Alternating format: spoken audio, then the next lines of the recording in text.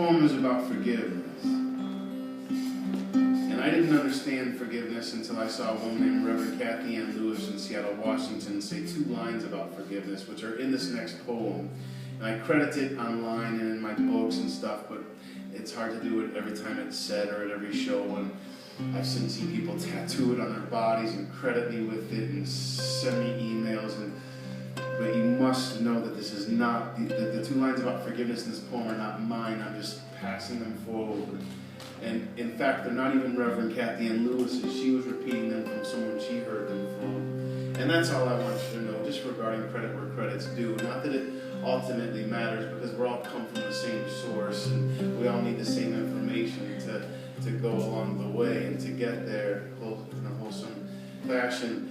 And what I want you to know is this, that if we were created in God's image, then when God was a child, he smashed fire ants with his fingertips and avoided tough questions. There are ways around being the go-to person, everybody, even for ourselves. Even when the answer is clear, like the holy water Gentiles were drinking before they realized forgiveness is the release of all hope for a better past.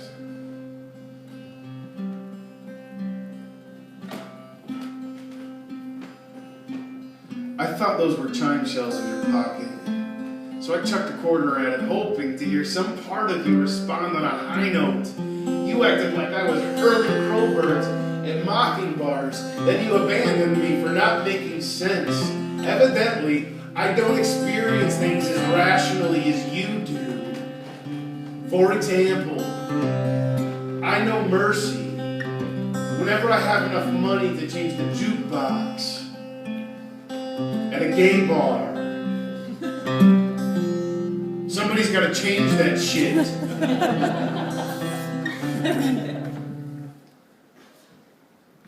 Do you believe in love?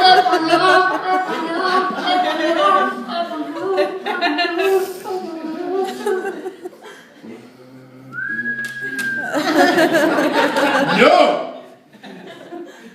My gay brethren. Please kick it up a notch.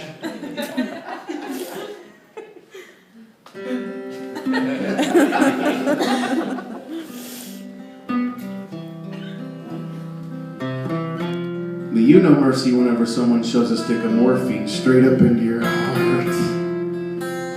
It felt amazing the days you were happy to see me. So I smashed a beehive against the ocean to try and make our splash last longer. Remember?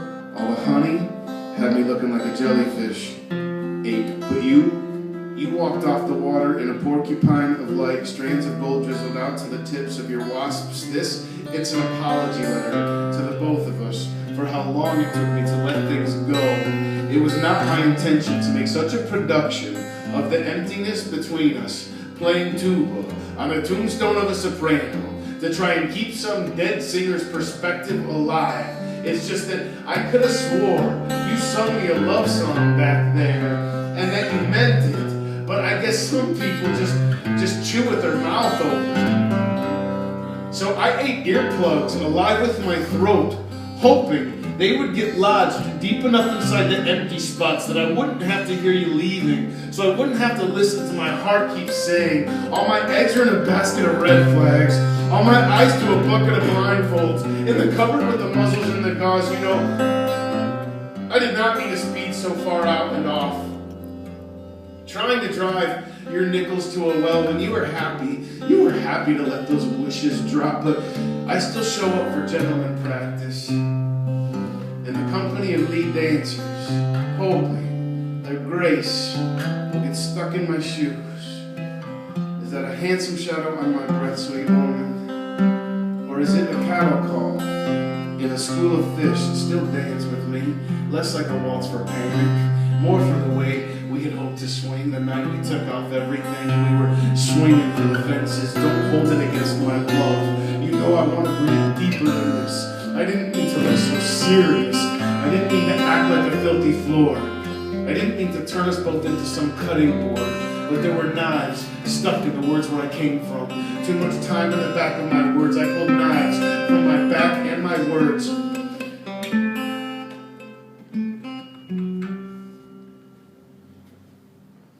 I cut trombones from the moment you slipped away. And I know it left me looking like a knife fight, lady. Boy, I know it left me feeling like a shotgun shot. You know I might have gone and lost my breath. But I want to show you how I found my breath to death.